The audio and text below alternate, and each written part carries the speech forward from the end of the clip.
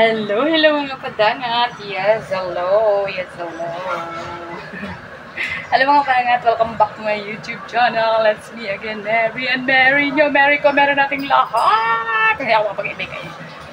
Bukas ang mata. So, panibagong vlog, panibagong video mga padangat. And for today's vlog, magluluto ako ng ulam na hindi ko alam. Ito yung for today's vlog is matatawag kong pacham! Pacham! So, magluluto tayo pagkat mga padangat ng pacham. Meron na ako ditong ingredients. Tingnan nyo mga padangat. So, ito mga padangat. Hindi ko alam kung ano to. Pero parang ano to.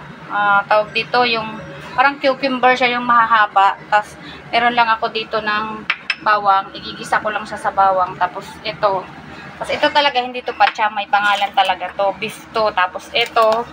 Ayan, yung ulam namin for tonight. Tapos, ito. Ito yung sauce niya. Ito yung sauce nito. Ayan. Para lang siyang mga kinilaw mga padangat. Ayan. Para siyang kinilaw. Pero masarap to mga padangat kasi.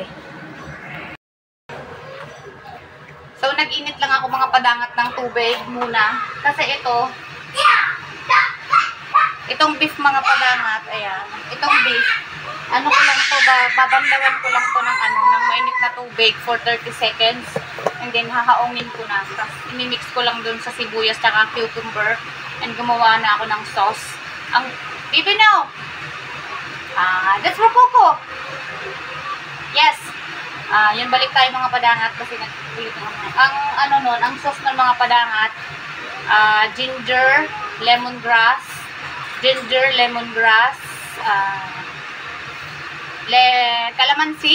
kalamansi, tapos fish sauce patis, kumbaga sa atin, ayun yung sauce nun, tsaka asukal, yun yung sauce niya mga padangat, tsaka nilaging may sili siya na bird's eye chili, yung labuyo kung sa atin, pero yung ibang labuyo na malalaki. So yun, pero masarap to mga padangat, parang kinilaw. Tapos, hahaluan mo siya ng shredded cucumber and onion, mga padangat. Usually, ginamit mo onion ngayon, Indian onion, pero ang ganda pa talaga dito yung white onion na malaki, pero half lang ilalagay. Totally, masarap talaga siya, masasabi ko. Pero, for today's vlog talaga, ang lulutuin ko mga padangat, yung hindi ko talaga alam na ulam. First time ko itong lulutuin, ipapakita ko sa inyo. Kaso lang, medyo maaga pa para lutuin ko to, kasi 7:30 pa sila kakain mga padangat. Hindi ko alam kung lulutuin ko na. Siguro maya-maya na lang. Sabangan nyo na lang mga padangat. Lulutuin ko talaga to, promise. A few moments later.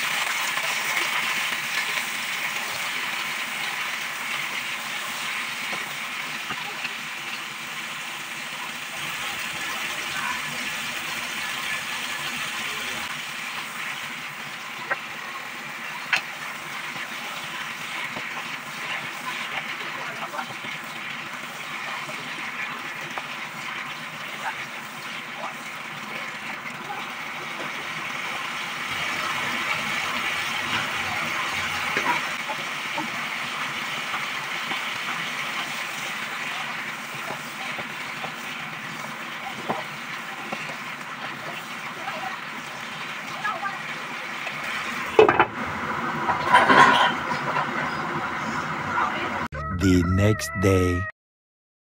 So, nandito na naman ako mga padangat. So, panibagong luto na naman tayo. Panibagong araw, panibagong vlog na naman tayo ng luto. Kasi yun lang naman muna mag-vlog natin sa ngayon. So, dagdag to sa pacham na luto ni Mary. Magluluto tayo naman yun ng okra naman yan ang lulutuin natin mga padangat. Okra na pacham na naman. Kahapon, ang niluto ko yung pacham na cucumber na parang cucumber na gulay. Ngayon naman okra naman na pacham. So, tapos na siya. Nilaga ko na yung okra. Ito mga padangat. So, ayan ang mga padangat ng okra. Ayan, nililaga ko na for 3 minutes. Ayan, for 3 minutes natin yung lalagain mga padangat. Yung pacham nating ulam. Pacham lang yan mga padangat, pero sure ako masarap yan. Kasi hindi ko na alam mga padangat kung anong lulutuin ko sa kanila. Kaya ito, pacham-pacham na lang.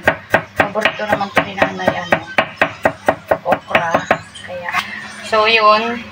Wala akong maisip nga, nalulutuin na naman ngayon mga padangat. Kaya gagawin ko yung mga pacham-pacham na ulam na lang, pero pinapasarap ko naman para makain naman, di ba?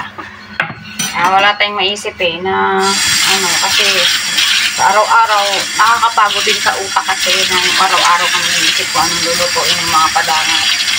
Kaya minsan, nasakit yung ulo ko, kaisip ko ano na naman kinabukasan ang lulutuin ko. Kaya yun, minsan ginagawa ko mga pacham-pacham na lang na ulam. Kasi, minsan nga nilalaga ko lang yung dahon, dahon-dahon, gustong-gusto na ni Mami na nilalagay yung mga dahon-dahon. Paborito naman din yun. So, check ko lang yung okra kung okay na.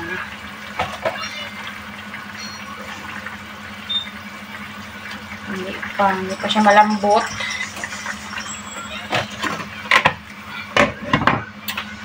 Lagain ko for 6 minutes. Siguro dapat mga hanggang 10 minutes to lagain mga padangat. Kasi para mas malambot siya.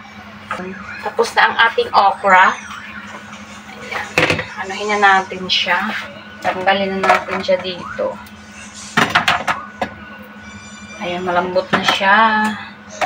Okay na, malambot na yung ating okra. Tutuyuin na lang natin. Salain natin parang yung tubig. Tapos, ito guys, ito mga parang ilalagay ko sa isang pinggan. Tapos okay na. Nakatanggal natin siya. Ayan. Ilaga mo lang for 6 minutes. Yung okra. Sariling ko to version. Pacham na pinatawag. So ngayon, magigisa na tayo mga padangat. Gigisahin na natin ang ating pacham na ulam. Ayan. Meron din pala ditong sauce. Ginawa ko to ng sauce mga padangat. Parang ang sama ng ilaw. Ayan, ito yung sauce niya. Ayan, lalagay ko sa description below. Wait. Tapos, ilalagay natin muna pala siya sa lagayan. Ayan. Lagay natin. Salansan natin siya. Kasi lalagay na ko na lang dito yung sauce niya mga padangat. Ilagay ko dito yung sauce niya. Cooking time! Wait, what's na? Minsan mga padangat, masarap ito ginawa ko mga padangat. Mas nila, kaya ginagawa ko ulit sa sarili. Kaya sa mga gusto dyan gawin to, sa mga gusto nitong recipe natin ni Mary, nakacham, kaya masarap. Ilagay ko sa description yung ingredients nito. Napakasimple pero masarap. Yung gawin nyo sa okra nyo. Sobrang masarap. Yung panibagong recipe naman para sa okra. Nilaga. Kaya masarap talaga yung nilaga. Pero masabi ko masarap din to. Iba naman luto ng okra. Maraming klase ng luto ng okra. Nasubukan ko na. Ito hindi kasi nilaga mo naman ng okra. Laga lang yung okra. Ayan, salansan lang.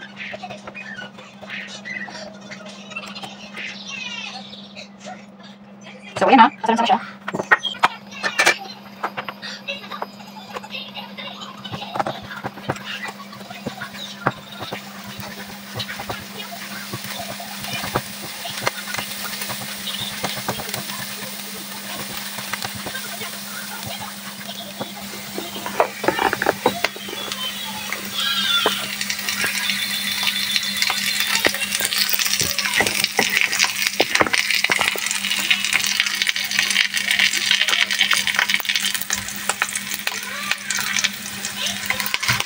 So, usually talaga mga padangat, meron din tong meron siya, pero choice nyo na rin yung lalagyan nyo ng sili, ng bird's eye chili. Nasa choice nyo na yun kung gusto nyo na manghang. Ngayon, nung unang niluto ko to, nilagyan ko ng chili na bird's eye chili. Pero, magalabuyo. Ngayon, di ko na siya lalagyan kasi yung chicken ni nanay na fried chicken is manghang siya. Kaya, ito, hindi ko na lalagyan ng chili para hindi naman siya maanghang na. Diba? Kaya, okay na to na walang sili. Tapos, ganito lang, gisa nyo lang yung bawang. Pagkagisa ng bawang, lagay nyo na yung sauce. Maganda sana may sili para may design. Kaso lang, maanghang na nga yung another partner na ulam ni nanay. Kasi, hindi pwedeng wala silang meat. Kailangan pag may gulay, may meat din sila. Kaya, yun. ang meat niya, yun na yung chicken. Tapos yun na, until brown na. Nakita nyo, brown na yung, ano, ayan. Brown na yung, ano niya, brown na yung garlic niya. So, lalagyan na natin tong sauce. Ayan. Hindi ko napapakita. Nilulot lang naman ito. Lalagay ko na lang sa description na ano, yung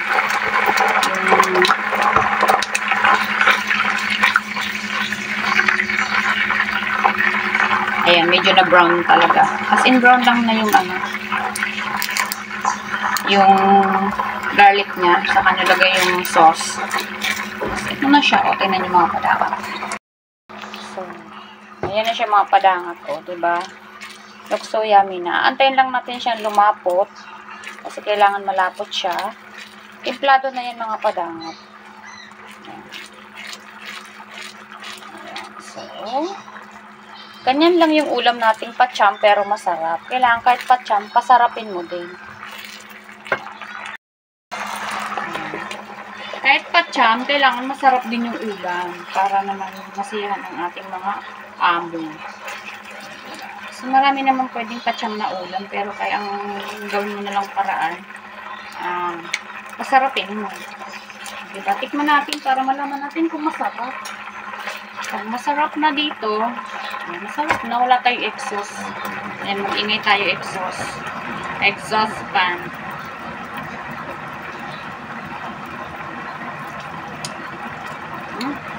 Lagyan ko ng konting asukal.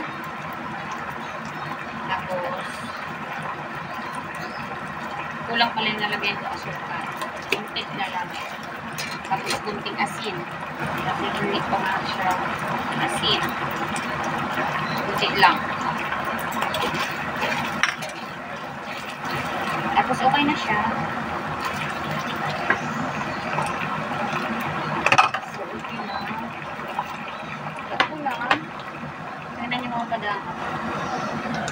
Dito kayo na makita niya.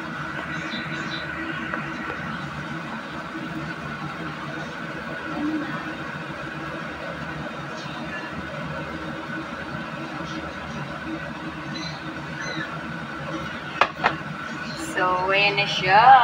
Ang ating pacham na ulam. So, hanggang dyan na lang mga padangat. Sana nag-enjoy kayo sa aking ka-crazyhan. So, ayan. Bye-bye naman padangat. See you in my next vlog and thank you very much. Bye! See you and